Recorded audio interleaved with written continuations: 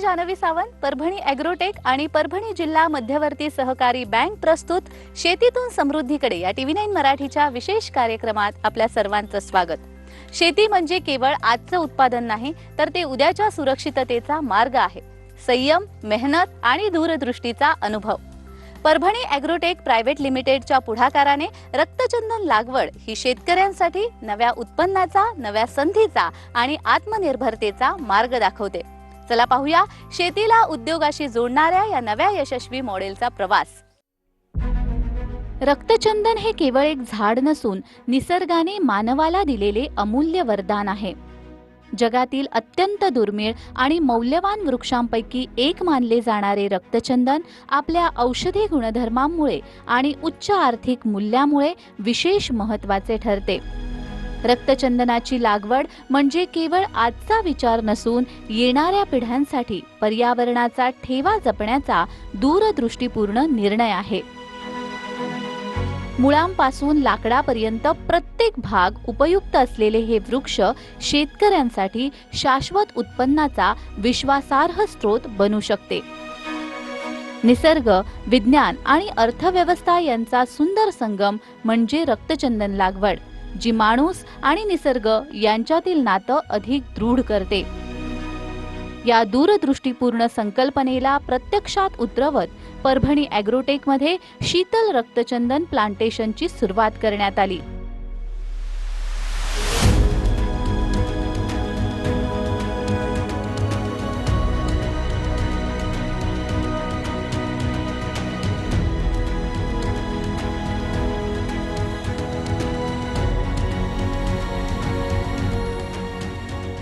या प्लांटेशनचं उद्घाटन माजी मंत्री श्री बबनराव लोणीकर, आमदार परतूर यांच्या हस्ते करण्यात आले। पर्यावरण संवर्धन, शाश्वत शेती आणि भविष्यातील पिढ्यांसाठी हरित भारत घडवण्याच्या दिशेने टाकलेले हे एक महत्त्वपूर्ण पाऊल ठरले। रक्तचंदन हे शेतकऱ्यांसाठी एक पूरक व्यवसाय म्हणून कसं फायदेशीर ठरतं आणि रक्तचंदनासोबतच अशी कोणती झाडं आहेत ज्यांची लागवड करून शेतकरी दीर्घकालीन उत्पन्न घेऊ शकतात, हे जाणून घेऊयात मंत्री बबनराव लोणीकर यांच्याकडून।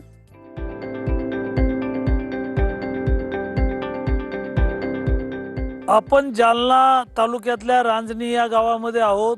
माझे सहकारी मित्र कुंदन देशमुख यांनी या ठिकाणी रक्तचंदनाची रोपं लावलेली आहेत, झाडं लावलेली आहेत।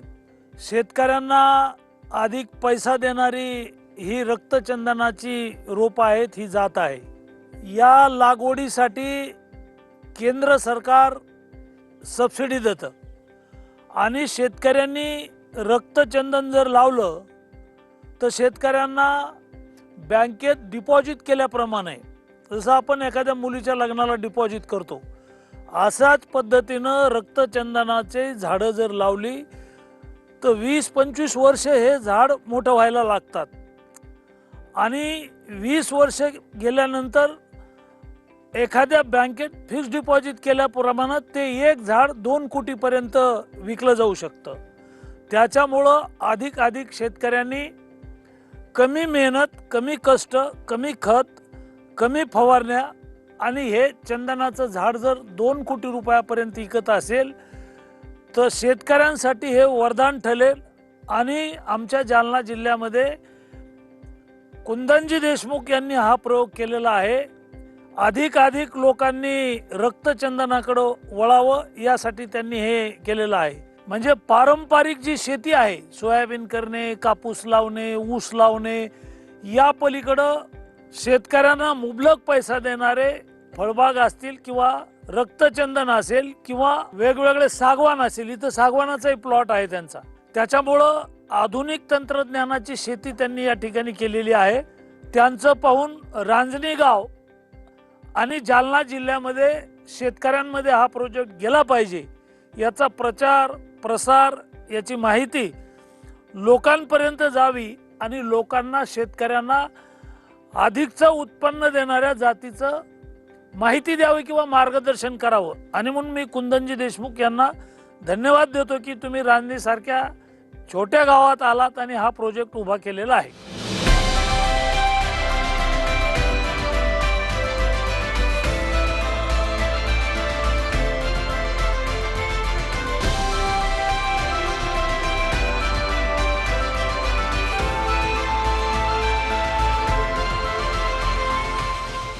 शेतकऱ्यांना वृक्ष लागवडीसाठी प्रोत्साहित करण्यासाठी अटल वन योजनेअंतर्गत काम करून ज्यांनी गावागावात रोपं पोहोचवली अशा मंत्री बबनराव लोणीकर यांच्याकडून जाणून घेऊयात अटल वन योजनेसंदर्भात. जालना जिल्ह्यामध्ये मी जिल्ह्याचा पालकमंत्री असताना, पाणी पुरवठा स्वच्छता खात्याचा मंत्री असताना माननीय नरेंद्रजी मोदी यांच्या सरकारच्या माध्यमातून विशेष करून राज्यामध्ये आणि मराठवाड्यामध्ये वृक्षारोपण झालं पाहिजे म्हणून अटल वन नावाची योजना आणली होती. योजना केंद्र सरकारची होती, मात्र देवेंद्र फडणवीस साहेबांच्या माध्यमातून आम्ही जालना जिल्ह्यामध्ये हा प्रोजेक्ट राबवला. माझ्या विधानसभा मतदारसंघामध्ये 25 गावं घेतली. जालना जिल्ह्यात एकूण 100 गावं निवडली की या 100 गावामध्ये लिंबाचं झाड आहे, जांभळाचं झाड आहे, आंब्याचं झाड आहे, पिंपळाचं झाड आहे, सौंदडीचं झाड आहे, ज्या पाऊस पाडणाऱ्या जाती आहेत ही रोपं तयार करायची आणि दरवर्षी 8 कोटी रुपये खर्च करून आम्ही ती रोपं तयार केली आणि 100 गावामध्ये अटल वन निर्माण करण्याचा आम्ही प्रयत्न केला आणि आता ती झाडं 30-30 फूट 50-50 फूट वाढलीत, मोठी झालीत 10 वर्षात. मराठवाडा हा वाळवंट असणारा विभाग आहे. दर 2-3 वर्षाला दुष्काळ पडतो. झाडं नाही म्हणून पाऊस नाही आणि पाऊस नाही म्हणून शेतकरी आत्महत्या.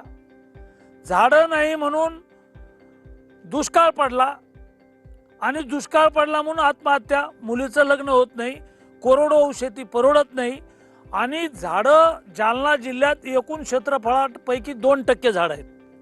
मराठवाड्याच्या एकूण 8 जिल्ह्यामध्ये 4% झाडं आहेत फक्त.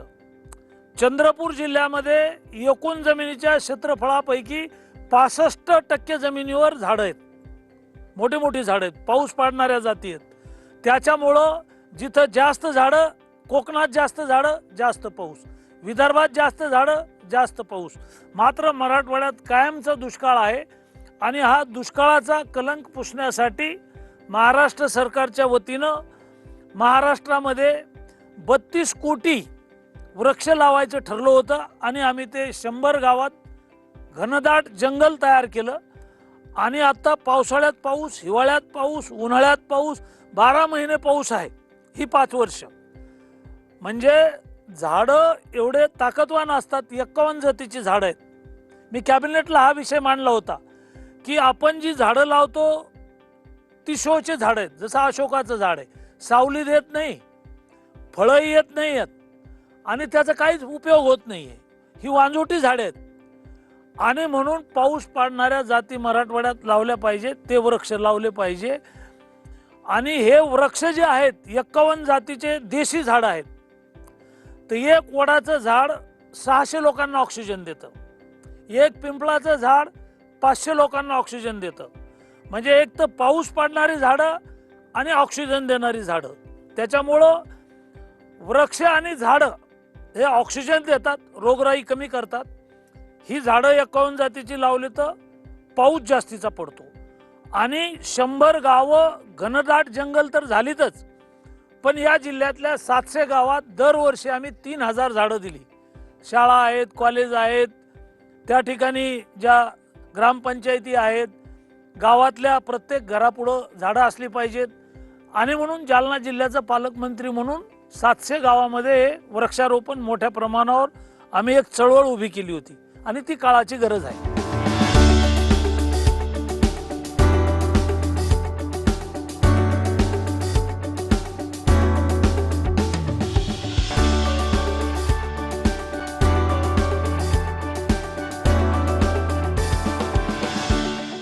जास्तीत जास्त युवक शेतीकडे वळावेत आणि त्यांनी शेतीला पूरक व्यवसायही सुरू करावेत, यासाठी शासनाने काही योजना आणलेल्या आहेत. या योजना नेमक्या कोणत्या आहेत जाणून घेऊयात मंत्री बबनराव लोणीकर यांच्याकडून.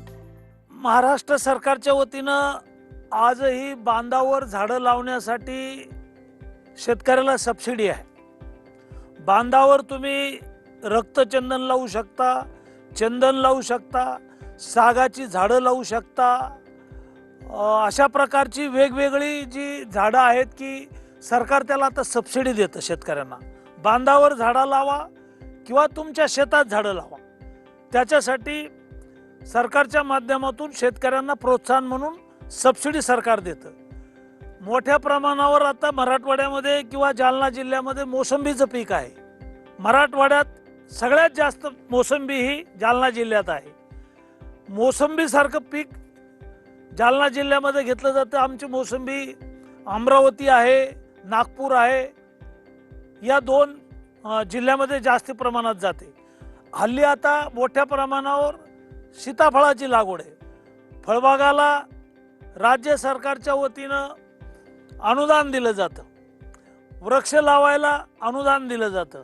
आणि या ठिकाणी कुंदनजी देशमुख ज्यांनी हे वृक्ष लावण्याचं जे काही मोहीम हाती घेतलेली आहे, मी त्यांना मनापासून शुभेच्छा देतो की तुमचं पाहून हळूहळू आपल्या जिल्ह्यामध्ये गावागावापर्यंत आपल्याला ही सगळी मोहीम राबवायची आहे. आता कार्यक्रमात वेळ झालेली आहे छोट्याशा विश्रांतीची. तुम्ही कुठेही जाऊ नका, पाहत रहा शेतीतून समृद्धीकडे.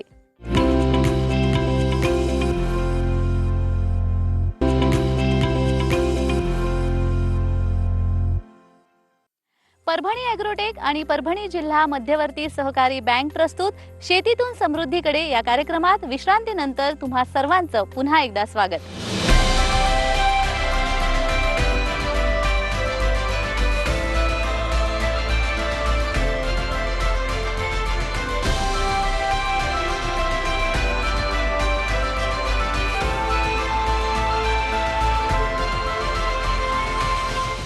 सोनं जमिनीतून निघतं, पण काही वेळा ते झाडावरही उगवतं. रंग लाल, किंमत कोटींची आणि मागणी आंतरराष्ट्रीय. म्हणूनच रक्तचंदनाला लाल सोनं असं म्हणतात. ही उपमा केवळ शब्दांची नाहीये, तर ती वास्तवात आहे. नेमकं का, हे सविस्तर जाणून घेऊयात परभणी ॲग्रोटेकचे MD श्री कुंदन देशमुख यांच्याकडून. रक्तचंदन हे स्पेशल आपल्या साऊथमध्ये आढळतं. त्याचं मेन बेस आंध्र प्रदेश, तेलंगणा आणि कर्नाटका, निलगिरी फॉरेस्टमध्ये हे सगळ्यात जास्त आढळतं. त्याचे फायदे जर तुम्ही विचार केलं तर रक्तचंदनाचे अनेक फायदे आहेत. भारतामध्ये त्याला पूजेमध्ये वापरलं जातं, okay, as a cooling agent. साऊथमध्ये जास्त वापरलं जातं. नंतर सौंदर्यामध्ये वापरलं जातं, सौंदर्य साधनामध्ये वापरलं जातं. पण ते खूप महाग असतं, कारण हे दुर्मिळ झाड आहे.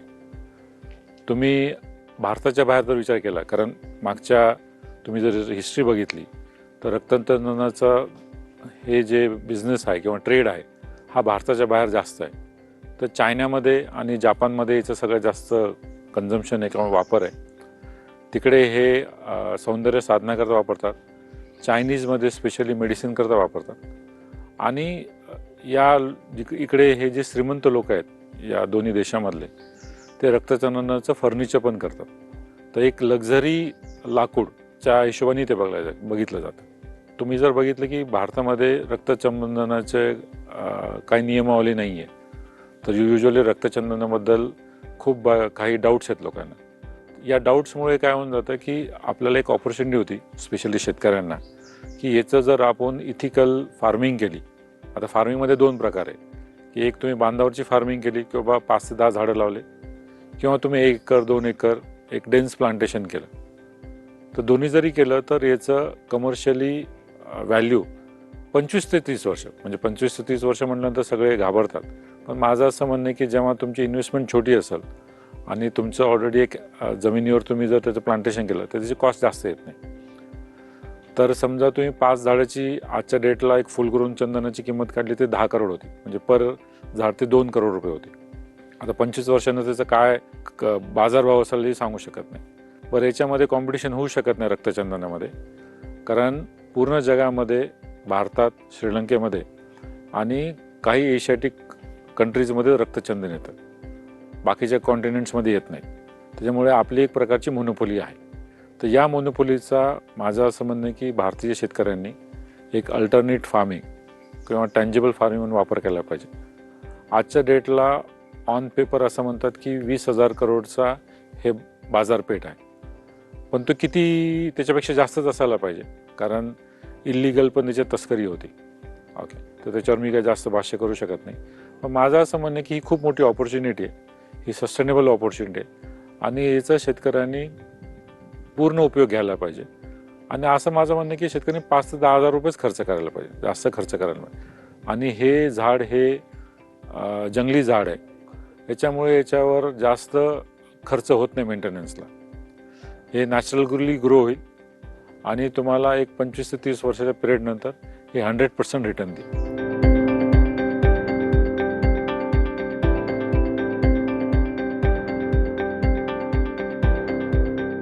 महाराष्ट्रामध्ये आपण जर विचार केला 25 वर्षापूर्वी, तर लोकांनी सागवानाची लागवड केली आणि त्याच्यातून उत्पन्न काढलं.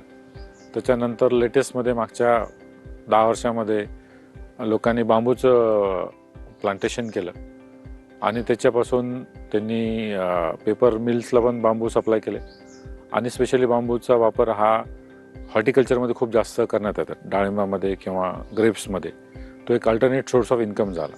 तर माझं असं म्हणणं आहे की बाबा रक्तचंदनाला शेतकऱ्यांनी या अँगलनेच बघायला पाहिजे की 25 ते 30 वर्ष एक लिगसी फार्मिंग आणि त्याचं रिटर्न्स खूप चांगले आहेत. जर मी आज म्हणतो की बाबा एका फुल ग्रोन झाडाची किंमत 2 करोड आहे, माझं सरळ म्हणणं आहे की तुम्ही 5,000 रुपये खर्च करा आणि त्याच्यामध्ये 8 ते 10 झाडं लावा आणि त्याची पर झाडाची किंमत येणाऱ्या वर्षाकडून 25 लाख रुपये पकडा.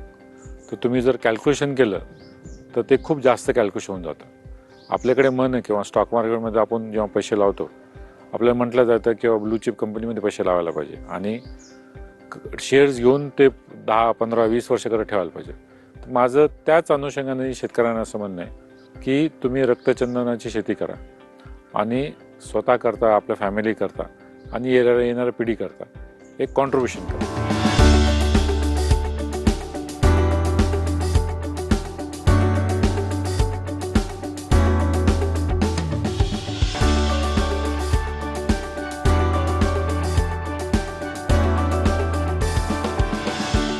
परभणी ॲग्रोटेक आणि एअरटेक बायोप्लांट्स आम्ही जॉईंट व्हेंचरमध्ये रक्तचंदनचं सॅम्पलिंगचं काम करत आहोत.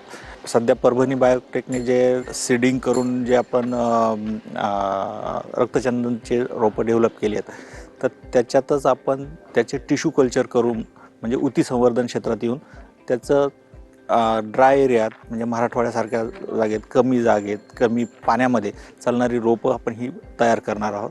त्याच्यासाठी आमची जी लॅब आहे ती DBT मान्यता प्राप्त आहे आणि त्यानुसार आपण याचं हे करणार आहोत.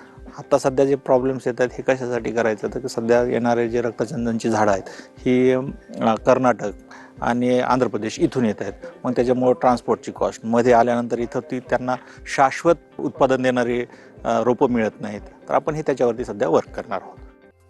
रक्तचंदन लागवड ही दीर्घकालीन उत्पन्न देणारं पीक आहे आणि इतर देशांच्या तुलनेमध्ये भारतातील हवामान हे रक्तचंदनसाठी जास्त पोषक आहे. याच विषयी जाणून घेऊयात परभणी ॲग्रोटेकचे प्रोजेक्ट हेड श्री सिद्धांत देशमुख यांच्याकडून. तर हे जे आमचं ऑर्चर्ड इथे आम्ही इस्टॅब्लिश केलं आहे रेड सँडलवूडचं, जनरली आमचं इथे 1,500 झाडांचं प्लांटेशन आहे आणि हे जे झाडं आहे हे आम्ही टिश्यू कल्चर टेक्नॉलॉजीनी बनवून स्वतःसाठी ऑर्डर करून तयार करून घेतले आहे. आणि जवळपास आपण इकडे जर बघितलं तर हे जे रेड सँडलवूड आहे हे मराठवाड्यातलं आपण फर्स्ट टाईम इथे प्लांटेशन केलं आहे, जे की ऑर्चर्ड म्हणून एक प्लांटेशन झालं आहे. तर ह्याच्यामध्ये आपण जर बघितलं तर ही एव्हरग्रीन स्पेशीज आहे, म्हणजे याचं डिफोलिएशन होत नाही, लीव्ज वगैरे डिफोलिएट होत नाही समर सीझनमध्ये आणि म्हणजे उन्हाळ्यातसुद्धा हे हरितच असतात. दुसरी गोष्ट म्हणजे याला जे पॅरासायटिक प्लांट आपण जसं म्हणतो व्हाईट चंदन आपण जे लावतो त्याला आपल्याला पॅरासाईट प्लांट लावावं लागते, तर याला तसं काहीच गरज नाही आहे. हे एकदम नॅचरल म्हणजे फॉरेस्ट्री याच्यात येणारं ट्री आहे. जनरली याचं जर इन्व्हायरमेंटल कंडिशनचा जर विचार केला तर आपण जे श्रीशाचलमचा जो बेल्ट आहे आंध्र प्रदेश, तेलंगणा, तमिळनाडूच्या बॉर्डरवरती, तर त्याच्या इन्व्हायरमेंटल कंडिशन आणि आपल्या मराठवाडा रिजनची जी इन्व्हायरमेंटल कंडिशन आहे याच्यामध्ये खूप जास्त असा फरक नाही आहे. पण जनरली आपण जर समर सीझन आणि विंटर सीझनचा जर विचार केला तर तिकडे जो समर राहतो तो हॉट अँड थोडासा ह्युमिड कंडिशनमध्ये असतो आणि आपला जो असतो हॉट अँड ड्राय कंडिशनमध्ये असतो. तर आम्ही जवळपास 1 वर्षापासून याच्यावरती स्टडी करत होतो आणि खूप सारे रिसर्च पेपर आम्ही ॲनालिसिस केले. तेव्हा आम्हाला आयडेंटिफाईड झालं एक पॉईंट जो की आम्ही त्याच्यातला हायलाईट केला, तो म्हणजे सॉईलमधला ऑर्गॅनिक कार्बन. जे काही ऑर्गॅनिक मॅटर असतं सॉईलमध्ये ते रिस्पॉन्सिबल असतं ऑर्गॅनिक कार्बनला आता जनरली आपल्या इंडियन ॲग्रिकल्चरची सॉईल आपण यूज करतो, तिच्यामध्ये जो ऑर्गॅनिक कर्ब म्हणजे सेंद्रिय कर्ब जो असतो तो 0.5च्या लेस असतो.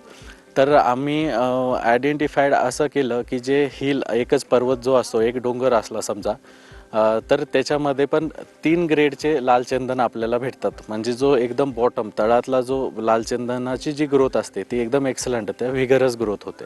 कारण की जो सॉईल इरोजननी जो सॉईलचे पार्टिकल्स खाली येतात पावसाने, तर ते एकदम फर्टाईल सॉईल बनवतात. आणि जसं आपण टॉप पोर्शनला चालल्या जातो डोंगराच्या, तसं तसं त्याचा ग्रेड हा कमी होत जातो. तर आम्ही सगळ्यात पहिले आमचा सॉईल टेस्ट केली, तर त्याच्यामध्ये आम्हाला ही 35 to 40 इयर्सपासून जोपर्यंत आम्हाला माहिती आहे तर ही पडीत जमीन होती. तर मग आम्हाला एक पॉईंट भेटला आणि आम्ही याचा ऑर्गॅनिक कार्बन चेक केला, तर जवळ पॉईंट आपला 3.5चा ऑर्गॅनिक कार्बन आला.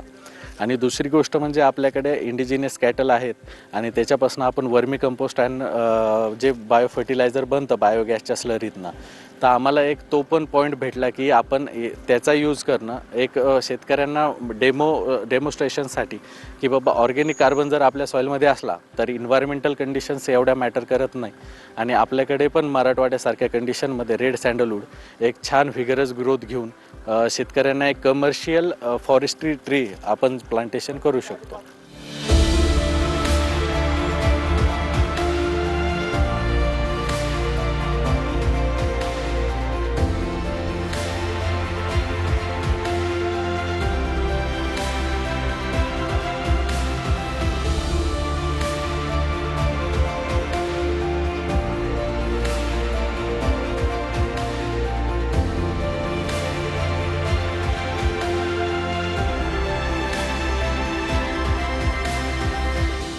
रक्तचंदन लागवड म्हणजे आजचा संयम आणि उद्याची समृद्धी. दीर्घकालीन विचारानं उभं राहिलेलं हे पीक शेतीला नवा अर्थ देतं. अशीच भविष्याभिमुख शेती आपण पुढेही पाहणार आहोत. परभणी ॲग्रोटेक आणि परभणी जिल्हा मध्यवर्ती सहकारी बँक प्रस्तुत शेतीतून समृद्धीकडे या कार्यक्रमात वेळ झालेली आहे इथेच थांबण्याची. तुम्ही कुठेही जाऊ नका, पाहत रहा TV9 मराठी.